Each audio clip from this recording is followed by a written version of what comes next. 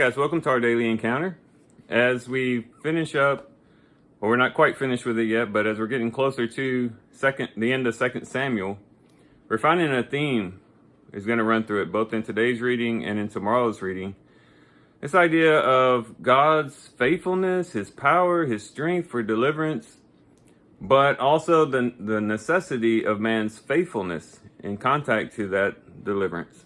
And that's really brought out in the psalm that David wrote in our reading today in chapter 22. There in chapter 22, he talks about in very really intense imagery just how faithful God had been, the great power God had demonstrated in his life, that is, in David's life, the wonderful ways that God had delivered him and kept him from his enemies, protected him from his enemies.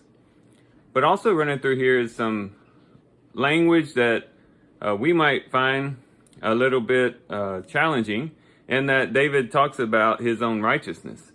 He says in verse 21, "The Lord has rewarded me according to my righteousness. According to the cleanness of my hands, he has recompensed me." And we read that, we might think, is David being prideful? Is David being arrogant and saying, yeah, God is great, God brought deliverance, but really it falls on me because I'm such a good guy?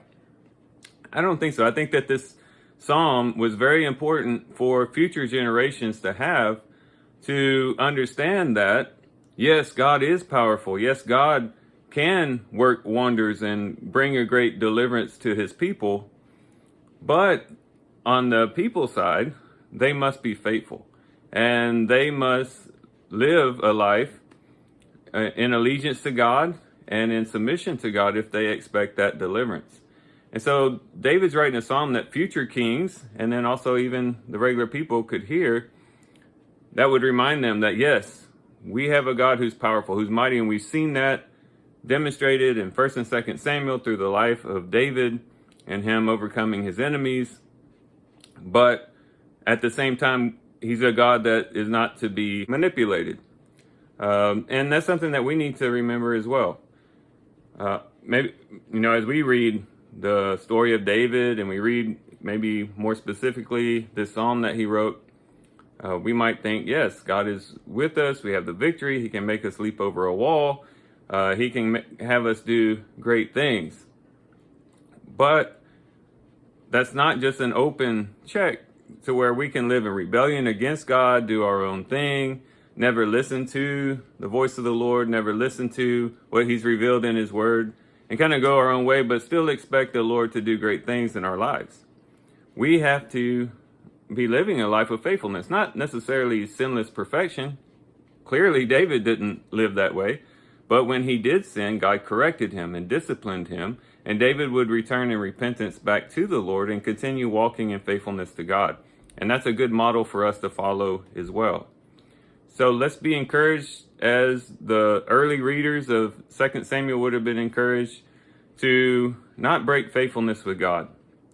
And that if we will be faithful to him, he will be faithful to us. It doesn't mean we won't have troubles and trials. Even in this psalm, it talks about the fact that that David had experienced the cords of Sheol surrounding him, the snares of death confronting him. He had hard times, but he had the ultimate victory through God because of the fact that he remained faithful to God. So these are some things we can think about, some things we can reflect on as we do our reading today. I do thank you guys for watching the video today. Hope you guys have a great day. Love you guys. God bless.